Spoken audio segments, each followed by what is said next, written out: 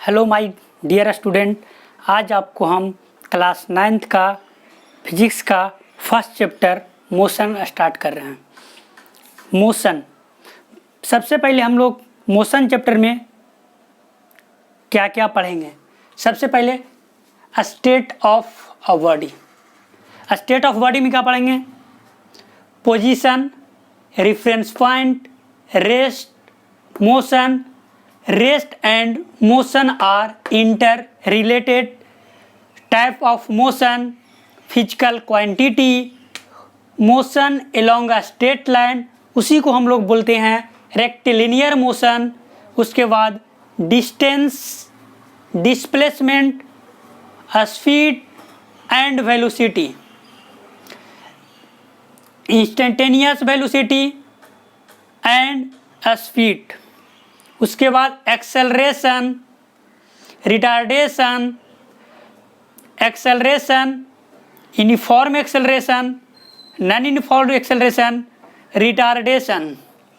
अब हम लोग ग्राफ पढ़ने वाले हैं। ग्राफिकल रिप्रेजेंटेशन ऑफ मोशन में velocity time graph, position time graph, acceleration time graph and position velocity related.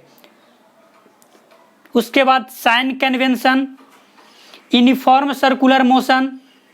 उसके बाद लेवल 1 में पढ़ेंगे CBSE, Olympiad and NTSE. Level 2 में सीबीएसई, ओलंपियाड, एनटीएसी। लेवल 3 में ओलंपियाड और एनटीएसी के क्वेश्चन करेंगे। सबसे पहले पोजीशन, ठीक है। पोजीशन जैसे आप सही से समझें, जैसे मैंने बोला आपको कि मेरा जो रूम है 5 किलोमीटर है। क्या? 5 किलोमीटर है मेरा रूम है जो 5 किलोमीटर। पोजीशन क्लियर है? तो बोलेंगे नहीं। क्यों? 5 किलोमीटर कहाँ से?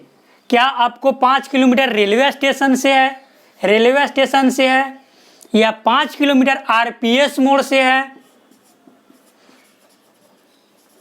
या 5 किलोमीटर एयरपोर्ट से है, या 5 किलोमीटर मीठापुर बस स्टैंड से है, या 5 किलोमीटर दानापुर बस स्टैंड से है, या 5 किलोमीटर सगुना मोड़ से है? ये तो क्लियर नहीं है। 5 किलोमीटर मैंने बोला 5 किलोमीटर आरपीएस मोड़ से है। मेरा जो रूम है 5 किलोमीटर कहाँ? आरपीएस मोड़ से। क्या करेंगे आप? आरपीएस मोड़ पर आएंगे, कॉल करेंगे, सर 5 किलोमीटर मेरा पास आरपीएस मोड़ तो आ रहा है, 5 किलोमीटर किधर? किधर मीन्स क्या? आप ये पूछना चाहते हैं कि उसके बाद नॉर्थ आए, साउथ आए, ईस्ट आए या वेस्ट?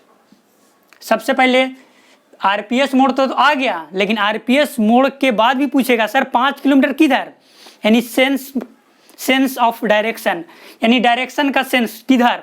तो किधर means north, south, east, west. मैं बोला 5 किलोमीटर नॉर्थ, तो आप क्या करेंगे?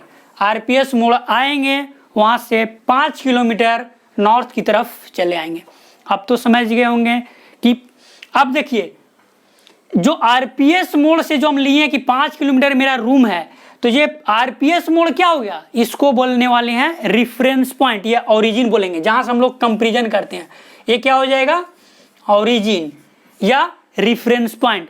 हमारा रूम 5 किलोमीटर नॉर्थ है आरपीएस मोड़ से, तो जो आरपीएस मोड़ जो होगा रिफरेंस पॉइंट होगा। आरपीएस मोड़ जो होगा रिफरेंस पॉइंट होगा। आप रिफरेंस पॉइंट भी समझ में आ गया। अब सेंस ऑफ डायरेक्शन, जिसमें 5 किलोमीटर क्या नॉर्थ, साउथ, ईस्ट, वेस्ट अगर लगा हुआ होगा, तो इसको जो हमारे पास जो डायरेक्शन लगा उसको सेंस ऑफ डायरेक्शन। अब बात करने वाले हैं रेस्ट। रेस्ट क्या होता है? A body is said to be a state of rest when its position does not change with respect to a reference point। यानी रिफरेंस पॉइंट के अनुसार कोई भी बॉडी का पोजीशन चेंज नहीं होता है, तो उसको हम रेस्ट बोलते हैं। अब बात करेंगे motion. A body is said to be motion when its position change with respect to reference point, यानी reference point रेफरेंस पॉइंट के अनुसार यदि हमारे पास पोजीशन चेंज होगा तो मोशन कहलाएगा, रेफरेंस पॉइंट से पोजीशन चेंज नहीं होगा तो रेस्ट कहलाएगा। यानी रेफरेंस पॉइंट पर ध्यान देना है, ओरिजिन पॉइंट से ध्यान देना है कि यदि रेफरेंस पॉइंट के साथ पोजीशन चेंज हो गया तो मोशन कहलाएगा, रेफरेंस पॉइंट के साथ यदि पोजीशन चेंज नहीं हो गया तो रेस्ट कहलाएगा। अब type of motion 9th class में हम लोग सिर्फ एक पढ़ना है, रेक्टिलिनियर मोशन। उसके बाद कुछ कुछ काउंट सर्कुलर मोशन, ऑक्सीलरेटिव मोशन 3। मैं आपको और थोड़ा एक्स्ट्रा बताने वाला हूं। रेक्टिलिनियर मोशन, रेक्टिलिनियर मोशन क्या होता है आप सही से समझे। रेक्टिलिनियर मोशन क्या होता है,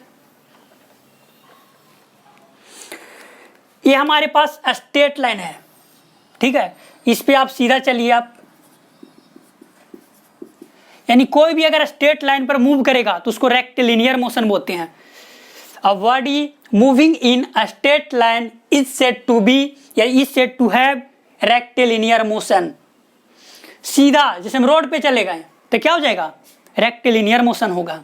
circular motion, a motion along the circumference of circle, circle के सरकमफ्रेंस पर, यदि कोई सरकमफ्रेंस ऐसा बना हुआ सर्किल जैसा अगर आप इस पे चलेंगे तो कौन सा मोशन होगा, तो बोलेंगे सर्कुलर मोशन होगा।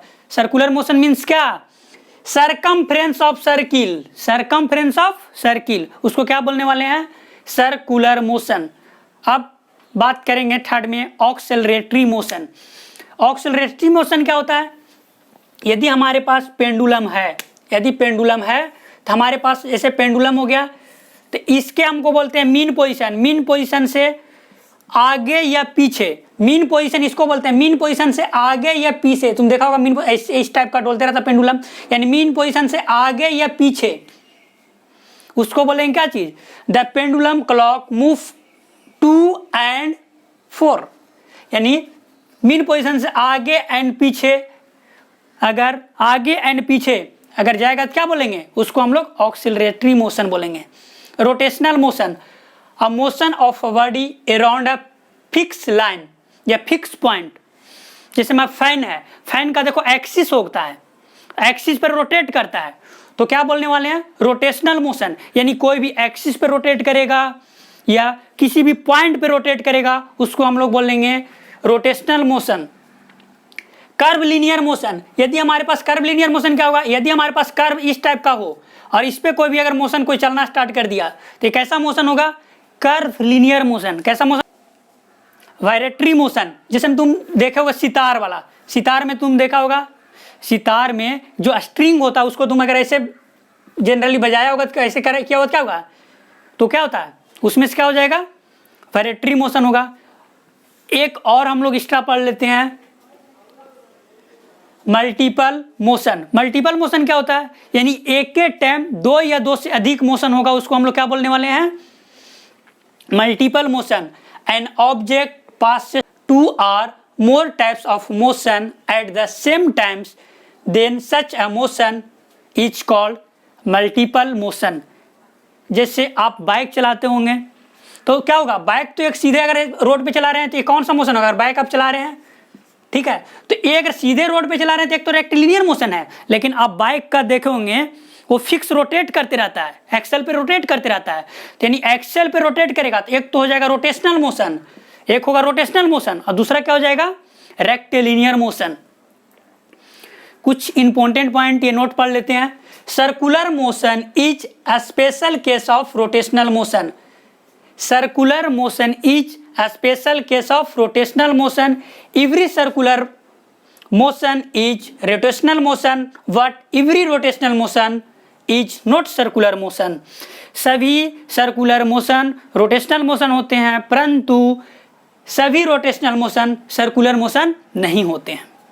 अब बात करेंगे फिजिकल क्वांटिटी। फिजिकल क्वांटिटी क्या होता है, यानी फिजिकल क्वांटिटी जिसको हम लोग फिजिक्स में जो मेजर करता है, जैसे में टाइम हो गया, डिस्टेंस हो गया, जैसे हम आप कितना फीट हैं तो ये भी मेजर कर सकते हैं, 5 फीट 6 फीट 7 फीट इस टाइप का। कितना टाइम हुआ, 1 आवर 2 आवर, यानी मेजर करते हैं। यानी फिजिकल क्वांटिटी में क्या पढ़ेंगे, it is the physical property of material that can be measure, उसको हम लोग फिजिकल क्वांटिटी कहते हैं। फिजिकल क्वांटिटी टू टाइप्स को होते हैं, एक होते हैं स्केलर क्वांटिटी, दूसरा होता है वेक्टर क्वांटिटी। स्केलर क्वांटिटी क्या होता है? It is the physical quantity having only magnitude does not direction, यानी ओनली मैग्नीट्यूड हो, डायरेक्शन नहीं। जैसे मैं 2 किलोमीटर बोल दिए, तो 2 किलोमीटर बोल दिए तो क्या हो गया? सिर्फ 2 किलोमीटर हो गया। यहाँ पे मैग्नीट्यूड की बात किया, मैग्नीट्यूड मतलब मात्रा की बात कर रहा है। 5 kg, ये क्या हो गया? मैग्नीट्यूड हो गया। 5 kg, 2 kg, 2 आवर, क्या हो गया? मैग्नीट्यूड हो गया। यानी जिसके पास सिर्फ मैग्नीट्यूड हो वह डायरेक्शन नहीं हो। जैसे 5 किलोमीटर, 5 किलोमीटर ये तो हमारे पास मैग्नीट्यूड हो गया, लेकिन इसी के साथ लगा दिए नॉर्थ, यानी मैग्नीट्यूड के साथ साथ यदि डायरेक्शन हो गया तो स्केलर क्वांटिटी नहीं, उसको क्या बोलने वाले हैं? वेक्टर क्वांटिटी बोलते हैं। वेक्टर क्वांटिटी क्या होता है? It is the physical quantity having both magnitude as well as direction, as well as direction. इतना तक लो तो सभी बुक में लिखा रहता है, लेकिन आप थोड़ा सा एक्स्ट्रा पढ़ लें। उसके बाद ये भी ध्यान देना है कि एडिशन ऑफ वेक्टर का एडिशन रूल भी लगना चाहिए, रूल पालन करना चाहिए, तभी उसको हम लोग वेक्टर बोलेंगे। स्केलर क्वांटिटी में क्या हो जाएगा? स्पीड हो जाएगा, डिस्टेंस हो जाएगा। वेक्टर क्वांटिटी में क्या हो जाएगा? डिस्प्लेसमेंट, वेलोसिटी, फोर्स, यानी जिसके साथ मैग्नीट्यूड के साथ साथ डायरेक्शन हो गया तो उसको हम लोग वेक्टर क्वांटिटी बोलेंगे, और उसके साथ वेक्टर का एडिशन रूल भी पालन करना चाहिए। देखो, अगर वेक्टर क्वांटिटी में हम लोग क्या कहते हैं? जैसे 2 kg plus 3 kg, 2 kg plus 3 kg, यदि स्केलर क्वांटिटी है तो आप डायरेक्ट बोल दीजिए 5 kg होगा, क्योंकि स्केलर क्वांटिटी है। तो स्केलर क्वांटिटी में सिंपल हम लोग ऐड और सब्ट्रैक्ट अर्थमेटिकली, जैसे अर्थमेटिक में जैसे क्या होता है, नंबर को जैसे ऐड सब्ट्रैक्ट करते इस टाइप का हम लोग कर सकते हैं, लेकिन वेक्टर में ऐसा नहीं कर सकते हैं। जैसे मैं अगर पहले वेक्टर को ऐड करने के लिए देखो क्या करते हैं, यदि मेरा पास कोई भी ऐसा कोई वेक्टर 1 है तो इसको हम लोग बोलते हैं टेल ऑफ वेक्टर। ये क्या होता है? Tail of vector. ये क्या होता है? Head of vector. यानी हमारे पास ध्यान देना है, हेड ऑफ वेक्टर क्या होता है, टेल ऑफ वेक्टर क्या होता है। यदि ऐसा कोई हो, यदि वेक्टर ए, जैसे हम कोई इसको लिख सकते हैं, ए अगर वेक्टर है और दूसरा लाइन जो ए वेक्टर बी है,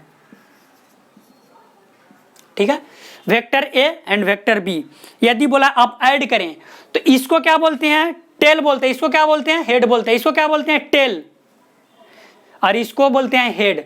ऐड कैसे होता है? तो एक देखो, सही से ध्यान दीजिएगा, एक का हेड दूसरे का टेल, जैसे वेक्टर ए हो गया, वेक्टर बी हो गया, ठीक है। इसका क्या है? तो इसका क्या? हेड है, दूसरा का क्या है? यहाँ पे टेल है। यानी जो ऐड होगा हेड एंड टेल को मिलाएंगे, इसको अगर ऐसे मिलाते इसको रिजल्टेंट वेक्टर आर कहते हैं। यानी क्लास 11th में पढ़ेंगे vector A plus vector resultant vector A plus vector B. Simple add नहीं होगा जी, सिंपल ऐड नहीं होगा, ठीक है।